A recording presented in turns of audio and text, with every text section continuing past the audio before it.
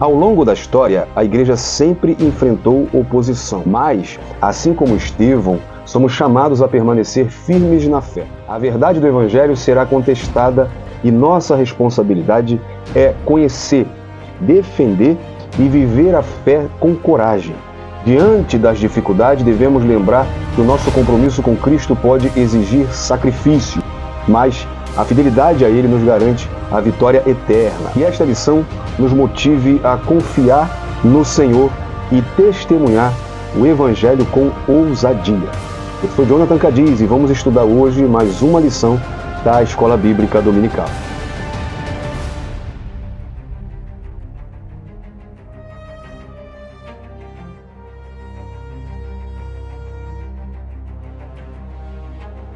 Meus irmãos, a paz do Senhor, tudo bem com vocês? Espero que sim. Bom dia, boa tarde ou uma boa noite, a depender do horário que você está nos assistindo. Hoje nós vamos dar continuidade à nossa aula da Escola Bíblica Dominical, das lições bíblicas da classe dos adultos, da revista da CPAD, desse terceiro trimestre, que tem como título A Igreja em Jerusalém, Doutrina, Comunhão e Fé. A base para o crescimento da igreja em meio às perseguições. E hoje nós vamos para a lição de número 9. Essa lição que será ministrada presencialmente no dia 31 de agosto de 2025.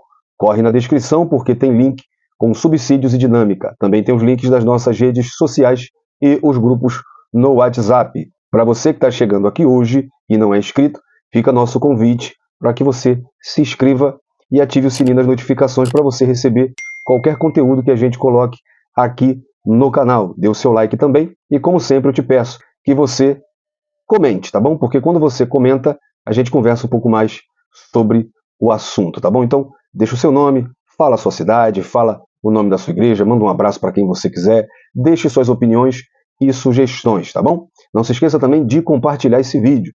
Manda para os seus amigos, caso você seja edificado por essa aula, manda também para alguém que você gostaria que fosse edificado, tá? Para você que já é inscrito, está entrando novamente, eu queria saber de você há quanto tempo que você é inscrito.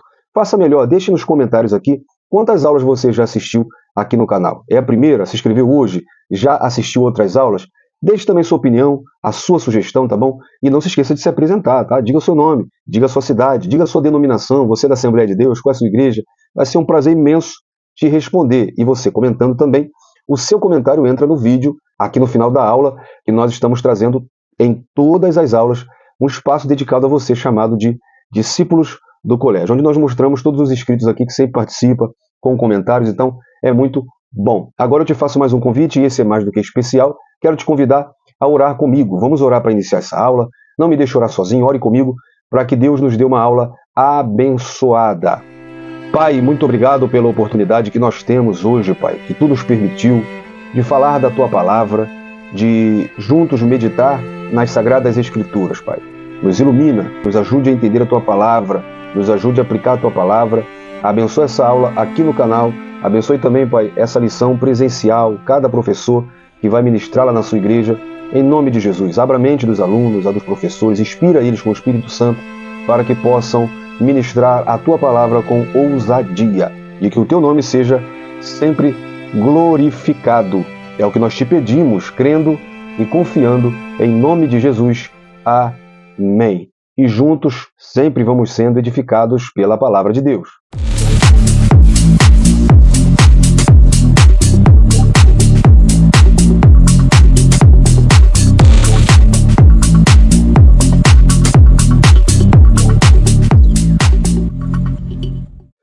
Bom, meus irmãos, na lição de número 8, nós vimos o tema Uma Igreja que enfrenta os seus problemas.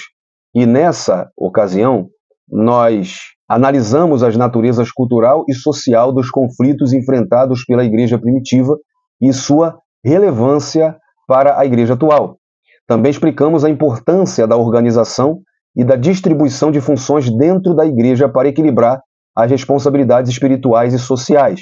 E também aplicamos os princípios bíblicos de caráter, sabedoria e serviço na vida cristã e na atuação ministerial.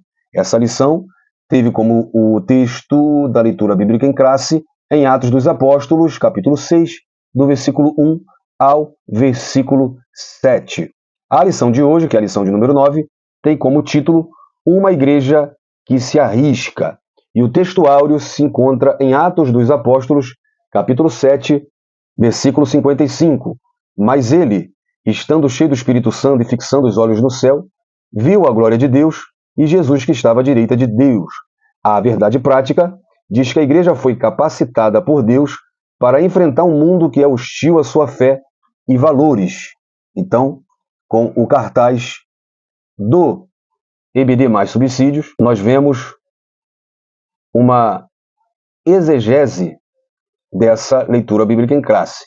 Igreja, aqui do grego eclésia, assembleia, comunidade dos chamados, Atos 5:11, capacitada, né, vem do termo grego dinamo, que é fortalecer, revestir de poder. Deus, né, que é Theos, né, no grego, e Elohim no hebraico. O termo enfrentar, que é antisteme, resistir, manter-se firme diante. Mundo, que é cosmos, né, no grego, que é ordem, sistema mundano.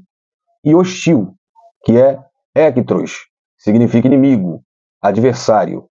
Então, olha como que está bem detalhado, trazendo cada palavra no sentido grego. O mundo hostil à fé cristã, né, é hostilidade religiosa, que é esse ektros. O sistema do mundo, né, que é o cosmos, e a fé confrontada, que é o pistis emuná. A igreja que enfrenta a hostilidade, resistindo ao sistema, que é o antisteme. Ousadia no testemunho, o sofrimento como parte da missão. Então, essa igreja ela é capacitada, ela tem poder do Espírito para resistir, para se manter firme contra um sistema mundano, humano, né, regido por Satanás, que é o inimigo, o adversário. Então, gente, você quer ter acesso a esse cartaz? Veja esse comentário breve e a gente volta aqui para a lição. Você quer ter acesso a não só esses slides, que uma coisa, você vir aqui tirar print, você vai danificar a qualidade da imagem. Mas você pode ter esses slides em qualidade original, e além desses slides você pode ter muito mais do que isso. Como que você faz? Ó, você está vendo o vídeo aí, você tem subsídios, dinâmicas, muita coisa boa para você usar na sua escola bíblica dominical. Como que você vai fazer? Você vai na descrição desse vídeo e lá tem um link para você se tornar assinante da plataforma da EBD mais Subsídios, do pastor Joiade Serra. E você vai ter tudo isso, gente. Plano de aula, o esboço completo para a sua lição, comentário da lição e detalhe, tá? Tudo isso você recebe, claro, com bastante antecedência para você poder estudar e levar isso para a sua classe. Você vai ter tudo isso sendo assinante dessa plataforma. Então, gente, transforme sua aula. Sai da mesmice, não fica só lendo revista. Tá? Invista na sua aula, tá bom? Então tá aí a dica, tá? Vai na descrição, clica no link e seja assinante da EBD mais Subsídio, tá? Eu sou, claro, não é à toa que eu sempre trago os materiais de lá. Então, gente, vamos entender essa lição? Nessa lição estudaremos a vida e o testemunho de Estevão, um homem cheio de fé, de sabedoria e do Espírito Santo. Ele enfrentou oposição, falsas acusações e, por fim, o martírio, mas permaneceu firme na fé e na defesa do Evangelho. Sua história nos ensina que a igreja, ao cumprir sua missão, inevitavelmente enfrentará perseguições e desafios. No entanto, assim como Estevão contemplou a glória de Deus, mesmo em meio à adversidade, somos chamados a confiar plenamente no Senhor e a perseverar até o fim. Então, que essa lição fortaleça a nossa fé e também nos inspire a ser testemunhas fiéis de Cristo, independentemente das circunstâncias, tá? Então, fazendo uma retrospectiva, na lição passada, nós vimos a instituição dos 7 diáconos. Hoje nós vamos ver o diácono Estevão, que foi o diácono que teve destaque, foi o primeiro mártir, e como isso se aplica à nossa vida, à vida da igreja, à vida cristã hoje. A leitura diária na segunda-feira traz o Evangelho de Mateus, capítulo 10, versículo 16, vivendo em um mundo hostil. Na terça-feira, Atos, capítulo 20, versículo 24, nada a temer na pregação do Evangelho. Quarta-feira, Atos, capítulo 6, versículo 10, capacitados com sabedoria para o confronto. Quinta-feira, Atos dos Apóstolos, capítulo 6, versículo 11 até o versículo 13, caluniados e difamados pelos opositores. Sexta-feira, Apocalipse, capítulo 2, versículo 10, fiel até a morte nas perseguições contra a fé. E no sábado o texto é Atos dos Apóstolos, capítulo 7, versículo 60, morrendo e perdoando pela fé. A leitura bíblica em classe se encontra em Atos dos Apóstolos, capítulo 6, do versículo 8 ao versículo 15, e também o capítulo 7, do versículo 54 até o versículo 60.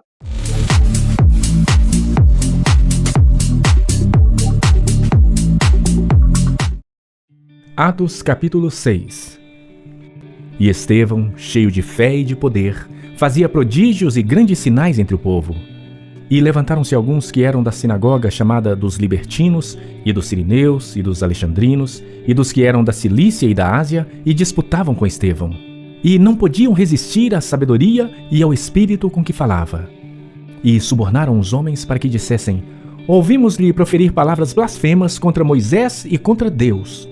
E excitaram o povo, os anciãos e os escribas. E investindo contra ele, o arrebataram e o levaram ao conselho.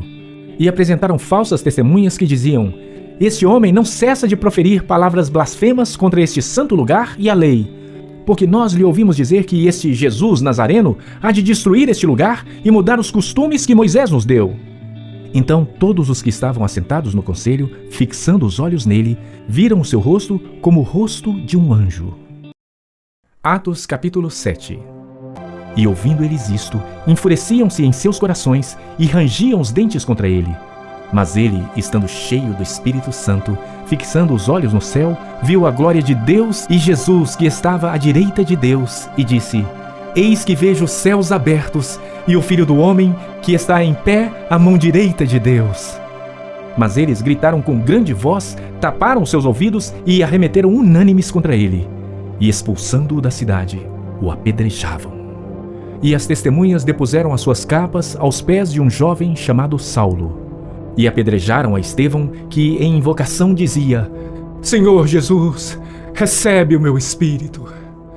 E, pondo-se de joelhos, clamou com grande voz: Senhor, não lhes imputes este pecado. E, tendo dito isto, adormeceu. Então vejamos o nosso mapa mental. A palavra-chave é martírio. Essa palavra é bem interessante. No hebraico, é o ed, que comunica testemunha, usada juridicamente para alguém que confirma a verdade diante de juízo. Esse termo é encontrado em Êxodo, capítulo 20, versículo 16.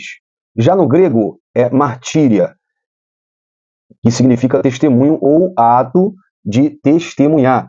O Novo Testamento usa a palavra mártires para identificar os que testemunhavam de Cristo. A promessa em Atos capítulo 1, versículo 8.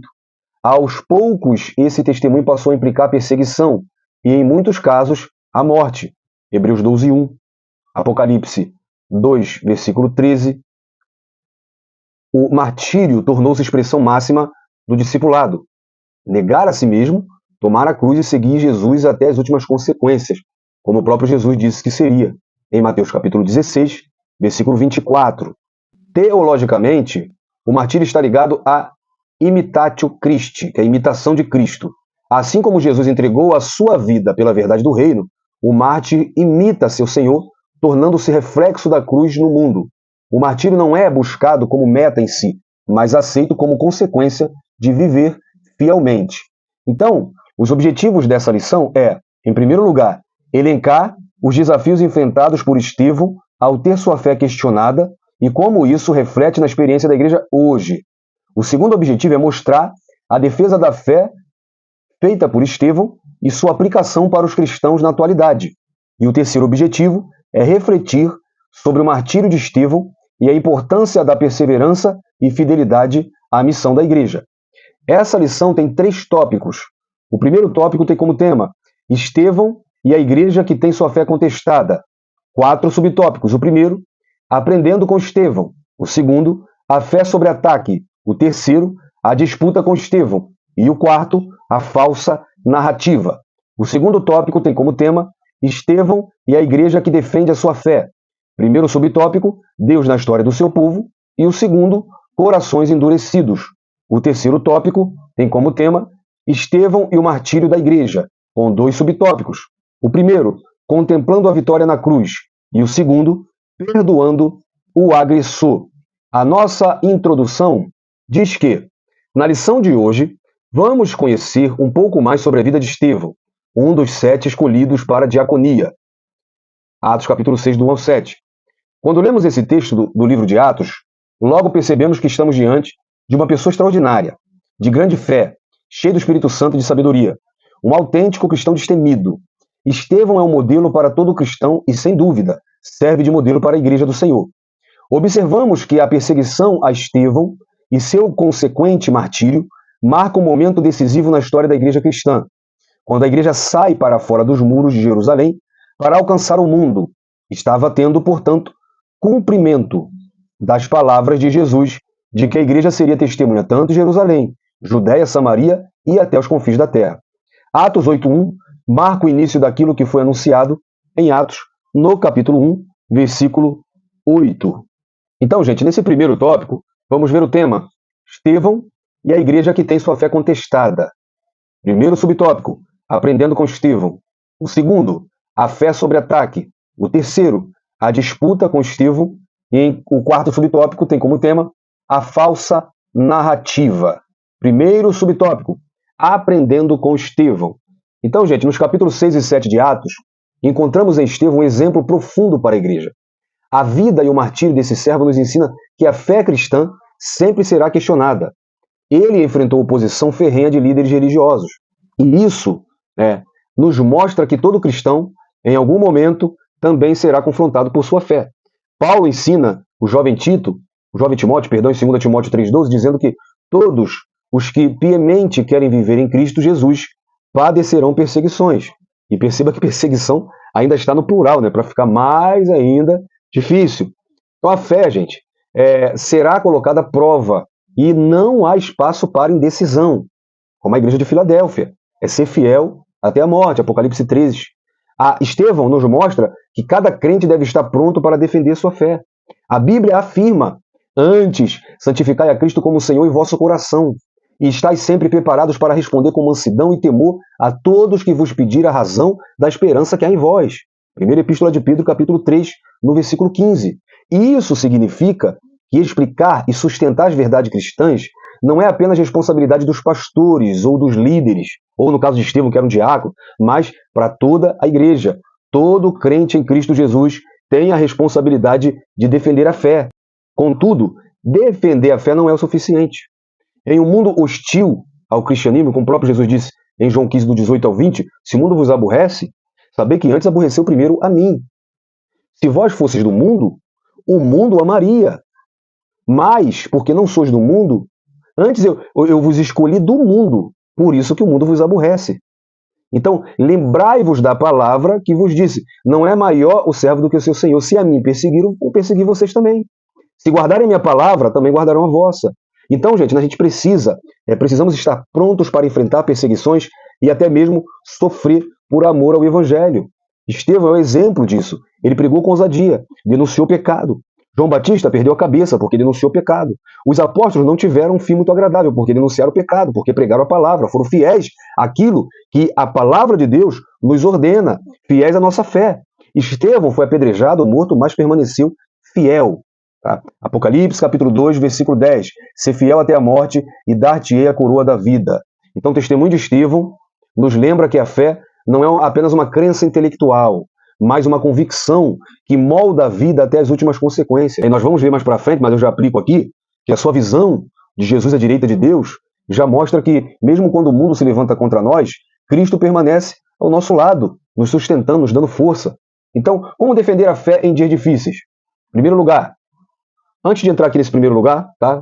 Que eu vou falar com você como defender a fé nos dias atuais, esse comentário que eu já trouxe no primeiro tópico, e esse slide junto com muitos outros que nós vamos mostrar ao decorrer da lição, e todos esses slides que você vê aqui na nossa lição, tá? Todos, de abertura, tudo.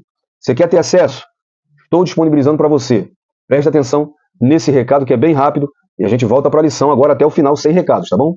Aqui nós temos todo o subsídio para a EBD da classe dos adultos da CPAD, tá? É um material exclusivo, Colégio do Discípulo. Nós temos o slide para você montar toda a sua aula. Esse slide você pode reparar, ó.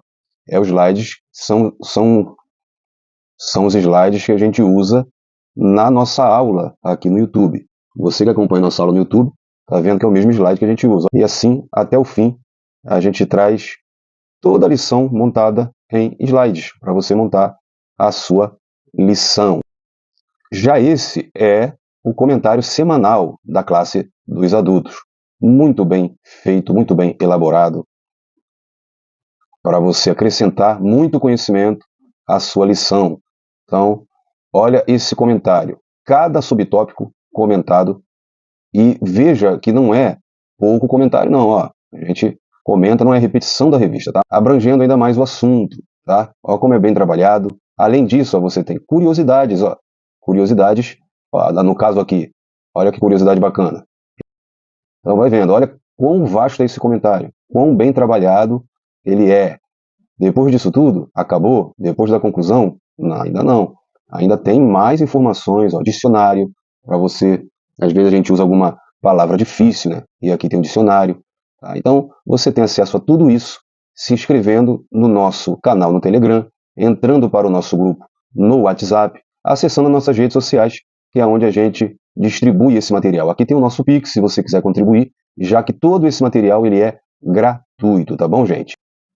Então, gente, ó, prometo que agora não tem mais recado, tá bom? É porque a gente quer que você tenha acesso a isso, é muito bom, é rico para sua aula. Por isso que a gente traz esse recado, tá bom? Mas olha só, como defender a fé nos dias atuais? Primeiro, com vida santa, com testemunho. A maior defesa da fé é coerência entre o que cremos e vivemos. Mateus 5,16, 1 Pedro 2,12. Em dias difíceis, pessoas observam se a nossa fé é real. Você sabia disso, crente? Segundo lugar, conhecimento da palavra. EBD, Escola Bíblica Dominical. Ler, estudar e memorizar a Bíblia. 2 Timóteo 2,15. O inimigo é combatido com a espada do Espírito. Efésios 6,17, que é a palavra, tá? Terceiro lugar, responder com sabedoria. Usar a Bíblia para responder, mas com mansidão e respeito. Texto que eu já citei de 1 Pedro 3,15. Não agir com agressividade, mas com graça temperada com sal. Colossenses 4,6. Orar e depender do Espírito Santo. Nada disso aqui vai fazer sentido se você não depende do Espírito Santo. Se você não deixa o Espírito Santo te agir no teu andar, no teu falar. A defesa da fé não é apenas racional, mas é espiritual. Atos 4, do 1 ao 13. Eles oraram, foram cheios do Espírito Santo e pregavam com ousadia. Então é o Espírito Santo que dá ousadia e sabedoria para falar. E, em quarto lugar, você quer defender a sua fé? Tem que estar preparado para sofrer. Jesus avisou, eu acabei de citar João 15, que seríamos perseguidos. João 15:20. A fidelidade diante da oposição é um forte testemunho. Então, aplicações práticas. No trabalho, tá? Você defende sua fé quando você não nega princípios éticos, mesmo sob pressão. Na escola ou faculdade, é responder com firmeza e humildade às críticas contra a fé. Nas redes sociais, é usar como espaço de luz e não de brigas. Mateus 5,14. E na família, ser exemplo, mesmo quando zombado ou incompreendido. Segundo subtópico, a fé sob ataque. Então, Atos 6, do 8 ao 9, Lucas nos mostra que enquanto Estevão realizava prodígios, ou seja, e grandes sinais entre o povo, um grupo de judeus helenistas, que nós vimos na lição passada, que eram judeus da diáspora, judeus de fala grega, judeus que foram criados fora de Jerusalém, ou de Israel, melhor dizendo, eles se levantaram, conforme o texto diz, levantaram-se alguns que eram da sinagoga chamada dos libertos, e dos sirineus, e dos Alexandria, e dos da Cilícia e da Ásia, e disputavam com Estevão. Eu vou trazer um slide no próximo subtópico sobre quem era cada um desses daqui detalhadamente. Esse levantar-se do texto indica oposição organizada. É o verbo grego anistemi, que aparece em Marcos 14:57, quando testemunhas falsas se levantaram contra Jesus. Assim como o mestre foi atacado, agora seus discípulos também sofriam perseguição. E isso só confirma as palavras do próprio Jesus, que eles sofreriam perseguição, conforme o texto que eu já citei de João 15. Se o mundo aborrece a mim, imagine a vocês. Então Jesus não escondeu nada disso. Ou seja, a fé cristã sempre será alvo de ataque. Onde a igreja se levanta em poder, inevitavelmente surgirá oposições. O motivo, muitas vezes, é a inveja e a resistência religiosa, como se vê em Atos. Atos 13, 45, 44, 45, o crescimento do evangelho desafiava os status das sinagogas. Então, nesse texto de Atos 13, Paulo ele enfrentou oposição motivada por inveja. Então, a igreja deve esperar oposição, mas não recuar. Aí o comentário que eu trouxe aqui de John Stott, não sei se você está reparando, mas eu estou usando bastante Stanley Orton, John Stott e alguns teólogos, principalmente de corrente pentecostal, nesse comentário que eu trago aqui para você. Olha o que ele diz. o Evangelho é tanto poder de Deus para a salvação, quanto ofensa para os que o rejeitam. Então, fica bem claro aqui, né? Significa que a rejeição não deve nos surpreender, mas nos lembra de que estamos no caminho certo. A sua fé é contestada no trabalho, na escola ou na família? Lembre-se, não é você o alvo, mas é Cristo. Gálatas capítulo 2, versículo 20. Paulo nos ensina: não vivo mais eu, mas Cristo vive em mim. Uma comunidade que nunca sofre oposição precisa examinar se realmente está pregando o verdadeiro evangelho. Onde o evangelho do reino de Deus avança, o reino das trevas reage. Tá? Então, o subtópico 3, disputa com Estevão. É no final desse comentário, então, que eu vou trazer os grupos que se levantaram contra Estevão. Tá? Ele registra que levantaram-se, né, vou repetir o texto de Atos 6,9, alguns que eram da sinagoga chamada dos libertos, né, como também dos sirineus e dos alexandrinos e dos da Cilícia e dos da Ásia, e disputavam com Estevão. E esse verbo aqui, traduzido como disputavam, que é o suseteu, esse termo indica uma discussão ou debate de ideias, geralmente no campo religioso ou filosófico. Portanto, não se trata de uma briga verbal, mas de um embate argumentativo estruturado, onde os helenistas procuravam impor sua visão de mundo. Esse tipo de disputa era comum nas sinagogas, onde temas da lei e da tradição eram debatidos intensamente. Nesse caso, os opositores de Estevão não buscavam apenas esclarecimento, mas sim desacreditá-lo. Era tirar a credibilidade de Estevão, ou melhor até, da sua mensagem, diante do povo. E muitas vezes, o inimigo de nossas almas tentará desviar a verdade do Evangelho por meio de narrativas convincentes e debates aparentemente racionais. Mas assim como Estevão permaneceu firme, precisamos estar preparados para responder com sabedoria, responder com graça, não caindo em discussões vazias, como Paulo fala em Colossenses capítulo 4:16. Matthew Henry comenta que Estevão, cheio do Espírito Santo, não apenas defendia a fé, mas mostrava como Cristo era o cumprimento da lei e dos profetas. Por isso, seus opositores não podiam resistir à sabedoria que vinha de Deus. Isso nos ensina que a força da igreja não está na retórica humana, mas na unção do Espírito Santo. Em um tempo em que ideologias tentam dominar o discurso, a igreja deve continuar proclamando a verdade do reino com firmeza, clareza e confiando que o Espírito Santo dará a palavra certa no momento certo. Lucas 21, versículo 15. Grupos que se levantaram contra Estevão.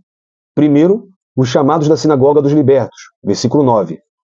Quem eram? Eram judeus, descendentes de escravos, libertos, possivelmente na época de Pompeu, no ano 63 a.C., que agora tinham liberdade e formavam a própria sinagoga em Jerusalém. Os sireneus eram judeus vindo de Cirene, da região da Líbia, né, que era ao norte da África. Eram helenistas, mas fiéis ao judaísmo tradicional. Se sentiam provocados pela pregação de Estevão sobre Cristo como cumprimento da lei.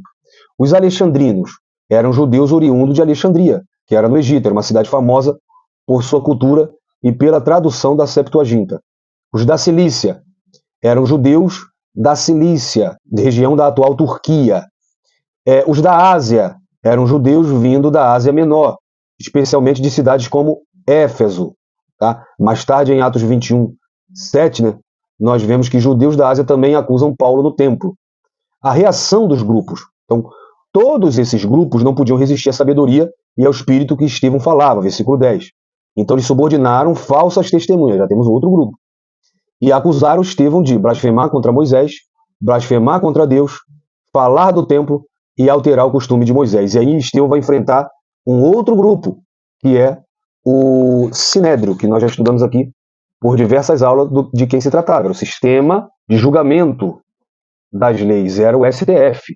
Então ele vai enfrentar também, né, vai ser julgado pelo Sinédrio e apedrejado. Então esses são os grupos aí que se levantaram contra Estevão. A falsa narrativa, no subtópico 4. A Igreja de Cristo sempre teve de enfrentar falsas narrativas. Isso aqui, hoje ainda a gente tem isso, né? E eu vou te mostrar isso aqui com um slide bem bacana. Nos dias de Jesus, ele foi acusado de enganar o povo. João 7,12. Após a ressurreição, espalharam a mentira de que seu corpo havia sido roubado pelos discípulos. Mateus 28. O apóstolo Paulo, por sua vez, foi acusado de pregar contra os decretos de César. Atos 17,7. De denunciar deuses estranhos quando falava de Jesus e da ressurreição. Atos 17, 18. Aqui no contexto da lição, em Atos 6 e 7, Estevão enfrentou o mesmo tipo de ataque. A sua mensagem foi distorcida e rejeitada.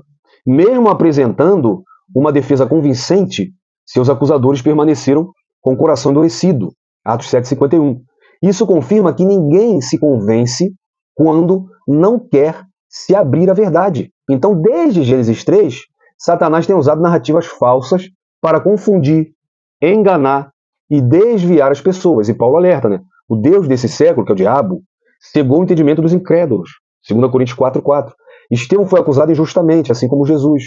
Mas a resposta da igreja deve ser permanecer firme na verdade, pois Cristo já nos advertiu. Mateus capítulo 5, versículo 11. Bem-aventurado sois vós, quando vos injuriares e perseguirem e mentindo disserem todo mal contra vós por minha causa. Jesus compra a briga. É por isso que ele aparece em pé aqui para Estevão.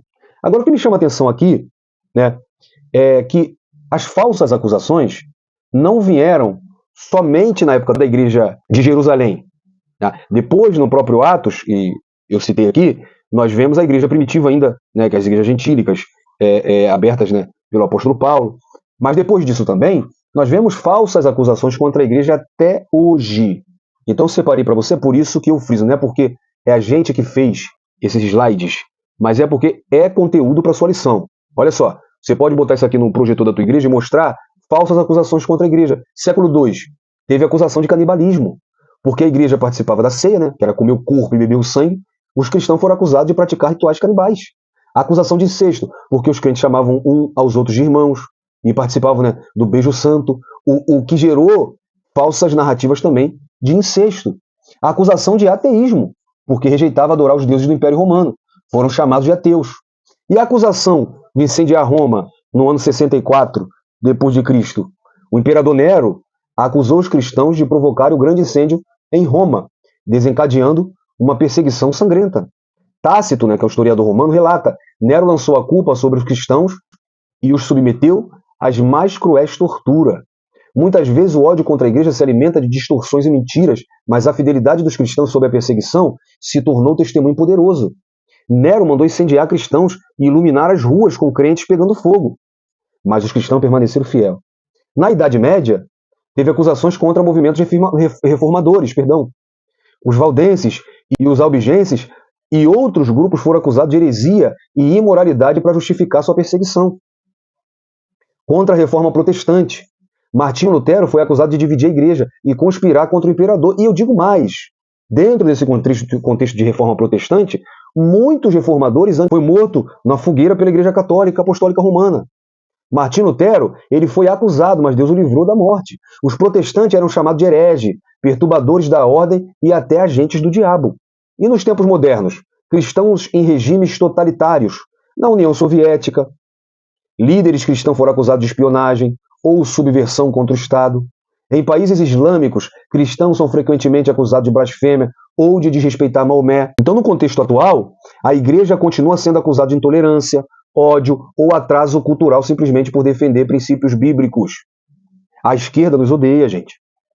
Porque nós não apoiamos aborto, nós não apoiamos casamento homossexual, nós não apoiamos a educação sexual nas escolas, nós não apoiamos a liberação de droga, nós prezamos pelo direito de expressão, nós zelamos pela família, nós zelamos pelos princípios bíblicos e isso incomoda, eles odeiam e querem nos silenciar. Então, gente, vamos lá, vamos resumir, tá? Vamos resumir. A fé de Estevão foi desafiada por opositores, mas ele permaneceu firme na verdade. E vamos para o segundo tópico. Estevão e a igreja que defende sua fé. Em primeiro lugar, Deus na história do seu povo. E no segundo subtópico, corações endurecidos. Subtópico 1, Deus na história do seu povo. É muito lindo essa história. Eu não gosto de chamar de história, né? Parece que a gente está tirando a realidade dos fatos bíblicos, né? Mas o relato que Lucas traz sobre Estevão,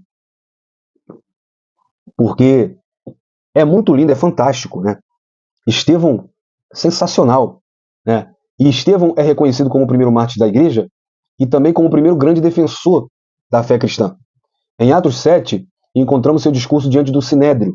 E aqui no comentário eu trouxe uma curiosidade, que esse sermão de Estevão é o maior sermão do Novo Testamento. Tá? O seu discurso diante do Sinédrio, no qual, né, ele cheio do Espírito Santo, Atos 7,55, ele faz uma defesa apaixonada do Evangelho. Ele utiliza a própria história real de Israel para revelar o propósito de Deus. Ele relembra figuras centrais, a exegese a hermenêutica de Estevão é fora de sério. Então ele pega a própria história e ele aplica isso para revelar o propósito de Deus. Ele lembra figuras centrais como Abraão, José, Moisés, mostrando que todos viveram na expectativa da promessa divina que apontava para o Messias. No entanto, o mesmo povo que aguardava o Cristo acabou rejeitando. Ele diz, capítulo 7, versículo 52, o qual dos profetas não perseguiram vossos pais? Então Estevão não apenas revisa a história de Israel, mas interpreta cristologicamente, revelando que todo o plano de Deus culmina em Jesus Cristo. A história bíblica deve ser interpretada à luz de Cristo. Eu preciso ler a Bíblia com a ótica, com a lente de Cristo. Se eu não enxergar Cristo na Bíblia, eu não enxerguei a Bíblia. Então, ele mostrou que o Antigo Testamento não é apenas um relato histórico, mas é um caminho que aponta para a plenitude de Cristo. O que Jesus disse no caminho de Emaús, em Lucas 24? Mostrou para aqueles discípulos que estavam atordoados, né, como que toda a lei, todo o profeta, todos os salmos, todo o Antigo Testamento falava dele. Então, Estevão é um defensor da fé fantástico. E vamos ver aqui, defensores da fé. Primeiro, exemplos na Bíblia. E claro, em primeiro lugar, Estevão em Atos 7, que foi o primeiro mártir cristão. Defendeu a fé com ousadia diante do Sinédrio. O apóstolo Paulo, que enfrentou falsos mestres, perseguições e debates. Eu separei 3 textos, mais a vida toda de Paulo, né, gente? Os apóstolos. Atos 4, Pedro e João, mesmo sendo ameaçados, disseram, não podemos de falar do que temos visto e ouvido. Em Atos 5, eles tornaram a confrontar o Sinédrio e falar, julga vocês se é lícito obedecer a vocês ou a Deus. E, ao decorrer da história, até a morte desses homens como heróis da fé. E na história da igreja, os defensores da fé, como os pais da igreja, como Atanásio, que combateu o arianismo e defendeu a divindade de Cristo, nós vimos isso no primeiro trimestre. Reformadores como Martinho Lutero, João Calvino e outros que afirmaram a centralidade das Escrituras e da justificação pela fé. Aí vem você menos informado, está defendendo Calvino. Gente, Calvino foi um grande teólogo e um grande reformador. A sua soteriologia e alguns outros pontos da sua teologia, nós não concordamos, mas eu não posso tirar a importância de Calvino. Missionários e mártires, que levaram o evangelho a nações hostis e permaneceram fiéis até a morte. E hoje, missionários que sofrem perseguição, mas permanecem fiéis e defendem o evangelho. De vez em quando tem vídeo que o Hamas, o Hezbollah e vários grupos aí terroristas divulgam nas redes sociais, a fileira de cristãos sendo mortos com um tiro na cabeça, mas eles não renunciam à fé. E a gente mente para o patrão para passar na entrevista, diz que não é crente para ganhar promoção.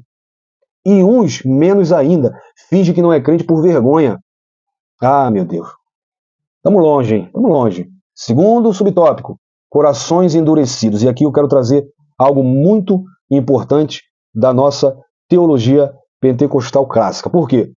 Ao concluir sua defesa, Estevão declarou: homens de dura cerviz e incircuncisos de coração, e ouvindo vós sempre resistis ao Espírito Santo, assim como fizeram vossos pais, também vós o fazeis. Atos 7,51. Esse versículo mostra a realidade trágica de pessoas que, mesmo diante da verdade clara, optam por rejeitar a ação do Espírito Santo. Os líderes que ouviram Estevão tinham todas as evidências, mas decidiram resistir. Isso confirma o que Paulo diria um pouco mais tarde. O homem natural não compreende as coisas do Espírito de Deus porque lhe parecem loucuras. 1 Coríntios 2,14. Então, a oposição dos judeus não era resultado da ignorância inocente, mas de uma resistência deliberada contra a obra do Espírito Santo. É o que eu disse, né, no subtópico anterior. A mesma palavra que abençoa uns acaba endurecendo outros, não por causa de uma eleição predestinada, mas por causa da dureza da atitude do coração. Muitos frequentam cultos, ouvem a palavra, mas não permitem que ela produza o fruto, a transformação. O Espírito não age em corações fechados pela incredulidade ou pelo pecado. Efésios 4:30. Então, olha só, resistindo ao Espírito Santo. Diante dessa afirmação de Estevão, nós temos duas vertentes. Eu acabei de falar de Calvino, como eu acabei de defender ele, deixa agora eu criticar ele. Tá? Eu sei que eu coloquei primeiro a perspectiva arminiana, mas deixa eu falar primeiro da calvinista. O calvinismo, ele ensina que a graça salvadora de Deus é irresistível para os eleitos. Tá? Ou seja, Deus escolheu um grupo antes, que ele vai dar uma graça, e como esses foram escolhidos, eles não podem resistir. Eles serão salvos incondicionalmente. Os não eleitos podem resistir a influências externas do Espírito. Então, quando Deus decide salvar alguém, a graça é irresistível, porque transforma a vontade humana. Então, assim, para o calvinista, Atos 7,51 não fala da graça eficaz, mas de resistir ao testemunho do Espírito na palavra e nos profetas. Não da chamada interna e irresistível dos eleitos. Agora, a perspectiva arminiana. O arminianismo, tá, para quem não sabe, o calvinismo é a teologia sistematizada por João Calvino. O arminianismo já é a doutrina sistematizada por Jacó Armínio. Essa teologia entende que a graça de Deus é irresistível. A graça é oferecida a todos. João 3,16, 1 Timóteo 2,4, 2 Pedro 3,9, podia incluir aqui Tito 2,11. O Espírito Santo, ele convence do pecado, João 16,8. Mas o homem pode resistir, é o que Estevão está falando. A salvação, ela depende da resposta livre do ser humano. Para o arminiano, quando Estevão diz, vós sempre resistis ao Espírito Santo, isso confirma que o homem pode sim rejeitar a obra do Espírito mesmo após ser chamado. Então, a teologia pentecostal segue a linha arminiana wesleyana, que é não calvinista. O Espírito Santo age para convencer do pecado, da justiça e do juízo, João 16,8. Mas o homem tem livre-arbítrio para responder ou resistir. Resistir ao Espírito Santo significa recusar a voz, o convencimento e a direção dele, seja para a salvação ou para a santificação. Então, o resumo dessa segunda parte é que Estevão defendeu o evangelho com sabedoria e coragem, mesmo diante da perseguição. E a terceira parte da nossa lição, o tópico 3, tem como título Estevão e o martírio da igreja. Subtópico 1, contemplando a vitória da cruz. Subtópico 2, perdoando o agressor. Então, nesse primeiro subtópico, contemplando a vitória da cruz. Então, enquanto era apedrejado, Estevão teve uma visão, gloriosa. Ele diz, eis que vejo os céus abertos, e o Filho do Homem que está em pé à destra de Deus.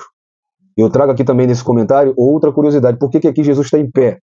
Claro que Jesus não falou por que ele está em pé, a Bíblia não fala, mas claro que interpretações de teólogos respeitados que mostram por que Jesus está em pé. Mas o mais interessante que eu trouxe aqui é o título Filho do Homem, Huios tou Anthropos, remete à profecia de Daniel 7, 13 e 14, onde o Messias é apresentado como aquele que recebe autoridade, glória e um reino eterno. Estevão, portanto, ao contemplar Jesus nessa posição de glória, confirma que a cruz não foi a derrota, mas a vitória definitiva. Então Estevão vê Jesus em pé à destra de Deus. Normalmente, Jesus ele é visto no Novo Testamento assentado à destra do Pai. Como em Marcos 16, ele subiu e assentou-se à direita de Deus, Hebreus 1, 3, etc. Indicando o fim de sua obra expiatória.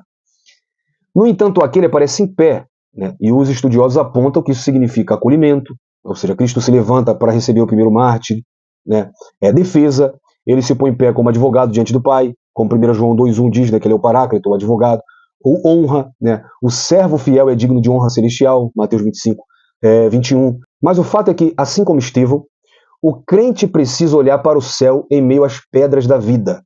Nossa vitória não está em circunstâncias terrenas, mas em Cristo glorificado. Então vejamos, olha, quem olha para Cristo, a visão de Estevão foi um selo divino sobre sua pregação, assegurando que Cristo está vivo, ativo e reinando. Então, gente, o crente tem que olhar para Cristo. O cristão não vive das circunstâncias terrenas, mas na vitória em Cristo glorificado. Então, quem olha para Cristo, primeiro, não nega a fé. Estevão não negou a fé, mesmo sob as circunstâncias negativas. Segundo, quem olha para Cristo não tem nada a temer. Quem mantém os olhos abertos para o céu, fecha os olhos para as perseguições. Vive cheio do Espírito Santo. Estevão não enfrentou a perseguição em suas próprias forças, mas cheio do Espírito Santo. Quem olha para Cristo não depende da carne, mas da graça de Deus para suportar a prova. Quem olha para Cristo tem os olhos abertos para a eternidade. Estevão contemplou a glória de Deus e Jesus em pé à direita de Deus. Quem olha para Cristo enxerga além do sofrimento presente e vê a recompensa futura. Quem mantém os olhos fixos em Cristo, perdoa os inimigos, gente. Se você não perdoa os seus inimigos, é porque você ainda não tem o seu foco. Quando eu falo aqui, gente, esse cartaz, olhar para Cristo, não é que você vai andar na rua olhando para o céu, crente, senão você vai cair no buraco. É um viver centrado em Cristo. É ter Jesus como foco, como alvo, como objetivo. Então quem faz isso, perdoa os inimigos. Assim como Jesus na cruz, Estevão intercedeu pelos que o apedrejavam. Quem olha para Cristo aprende a amar e perdoar, mesmo os que o ferem. Quem olha para Cristo morre em paz. Estou dizendo que você vai morrer hoje não, tá? Mas quando você morrer, você vai morrer em paz. Porque olha só, o texto diz que Estevão adormeceu. Quem olha para Cristo não teme a morte, pois sabe que a vida eterna está garantida. E por último, quem olha para Cristo mantém firme o testemunho. Mesmo sendo acusado injustamente, Estevão não recuou. Quem olha para Cristo permanece firme na palavra e dá testemunho até o fim. Segundo subtópico, perdoando o agressor. Então, gente, enquanto era apedrejado, Estevão clamou: Senhor, não lhes imputes este pecado. Lembrou de alguém? Então, o verbo grego logizomai, que traduzido como imputar, é um termo jurídico indicando o ato de lançar algo na conta de alguém. Olha o que Estevão está pedindo para quem está matando ele. Aí, o vizinho comprou e não pagou, a gente já crucifica. Eu já ouvi crente orando para Deus mandar outro embora. Já tem o cúmulo de crente orando para Deus matar outro. É o que? Macumba santa? Pelo amor de Deus. Então, ao pedir que o pecado de seus agressores não fosse lançado contra eles, Estevão está expressando um perdão profundo e radical. É um reflexo de Cristo na cruz. Esse gesto ecoa diretamente as palavras de Jesus. Lá em Lucas 23:34, Pai, Jesus está pendurado na cruz, orando por quem o crucificou. E ele diz: Pai, perdoa-lhes, porque eles não sabem o que fazem. Assim como o mestre, o discípulo não clama por vingança, mas por graça. João Crisóstomo comentou esse texto afirmando que Estevão foi um imitador exato do seu Senhor, não apenas em confissão, mas também em seu perdão. O perdão é a arma mais poderosa contra a violência, porque quebra o ciclo de ódio. Romanos 12:21, não te deixes vencer o mal com o mal, mas vence o mal com o bem. A atitude de Estevão mostra que o discipulado autêntico consiste em seguir a Cristo não apenas na vida, mas também a morte. João 13:15. O perdão de Estevão possivelmente pode ter tocado Saulo, que testemunhava a cena e mais tarde se tornou um dos maiores missionários e escreveu: suportai uns aos outros, perdoando-vos mutuamente, assim como o Senhor vos perdoou, Colossenses 3:13. Então, esse episódio nos mostra que o perdão não é uma mera virtude ética, mas é um sinal distintivo do cristão que vive sob a cruz. Então isso me faz refletir nas semelhanças entre Estevão e Jesus. Os dois eram cheios do Espírito Santo. Jesus ele foi cheio do Espírito Santo desde o batismo. Estevão é descrito repetidamente como cheio do Espírito Santo. Então ambos viveram conduzidos pela plenitude do Espírito. Os dois realizavam sinais e maravilhas. Assim como Jesus realizou sinais e maravilhas, Estevão, Atos 6:8 diz que ele realizava prodígios, sinais e maravilhas entre o povo. O poder de Deus se manifestava em ambos para confirmar a palavra. Em terceiro lugar, uma semelhança marcante entre Estevão e Jesus é a fidelidade à palavra de Deus.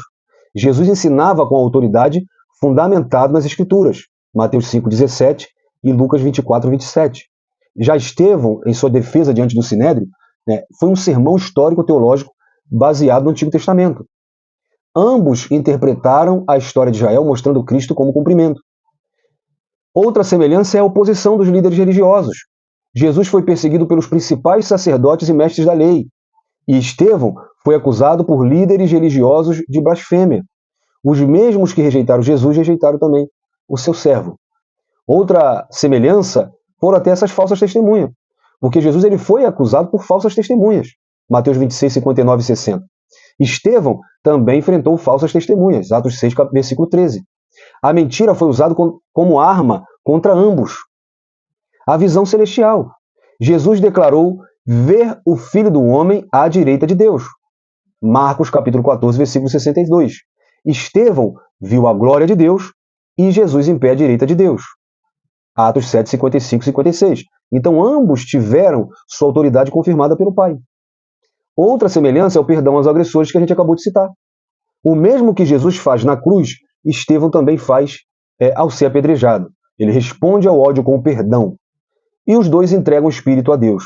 Jesus, em Lucas 23, 46, perto da morte, ele exclama: Pai, nas tuas mãos entrego o meu Espírito. Assim como Estevão diz: Senhor Jesus, recebe o meu Espírito. Atos 7, 59. Então ambos entregaram sua vida em confiança total a Deus. Muito bom esse slide. Na verdade, todos estão muito bom. Vale a pena você levar isso para a sua lição, compartilhar no seu grupo do WhatsApp, tá? Lembrando que o compartilhamento é livre, você só não tem autorização para mudar alguma coisa dentro desse slide, tá bom, gente? Então, preste atenção nisso. Resumo.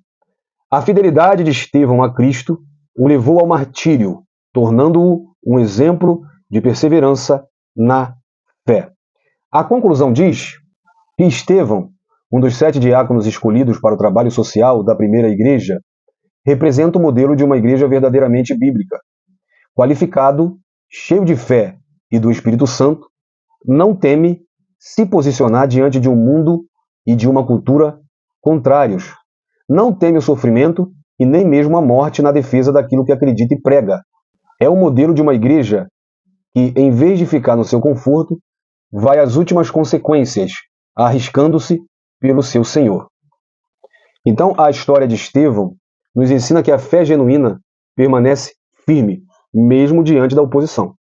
Assim como ele, devemos confiar em Deus, defender o Evangelho com coragem e viver de modo que Cristo seja visto em nós. Sua vida e morte nos mostram que o verdadeiro testemunho cristão vai além das palavras. Mesmo em meio ao sofrimento, Estevão refletiu a glória de Deus e perdoou seus perseguidores com graça, verdade e ousadia.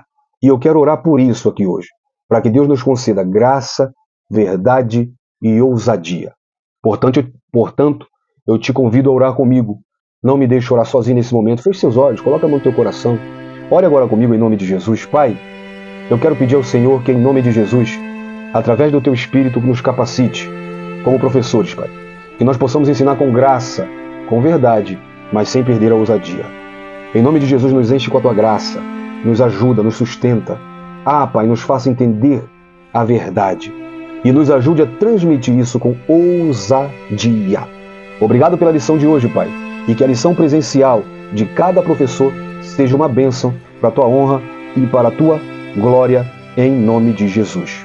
Amém. Então, irmãos, a próxima lição terá como tema a expansão da igreja. E se Jesus permitir, eu te espero até essa próxima lição. Espero ter contribuído. Deus abençoe sua vida. Não perca o vídeo do questionário dessa lição e também não perca os vídeos que estamos disponibilizando para ajudar a sua EBD na playlist Tecnologia e Modernização da EBD. Fique agora com o vídeo Discípulos do Colégio, que é um espaço bem curto, bem rápido, onde os seus comentários são mostrados aqui numa espécie de agradecimento, tá? Ao seu carinho, nós fazemos esse vídeo para você. Um abraço, fique na paz, Deus abençoe sua vida. Vamos conhecer os discípulos do colégio espalhados pelo Brasil. Um espaço dedicado a você, inscrito, que sempre deixa um comentário. O irmão Olandson Jorge de Brejetuba, no estado do Espírito Santo, a paz do Senhor. O irmão Eudes Almeida também comentou, a paz do Senhor, irmão Eudes. A querida irmã Dionete Conceição comentou e se inscreveu. Deus te abençoe, irmã Dionete. A querida irmã Glenir Lima acabou de se inscrever e já comentou. Nosso amigo e parceiro do canal, Pastor Joiade Serra, do canal Veritas Apologética, também comentou. A paz do Senhor, Pastor Joiade. Deixe seus comentários. E nós iremos mostrá-lo nesse espaço. Tchau, Até a até a próxima. próxima.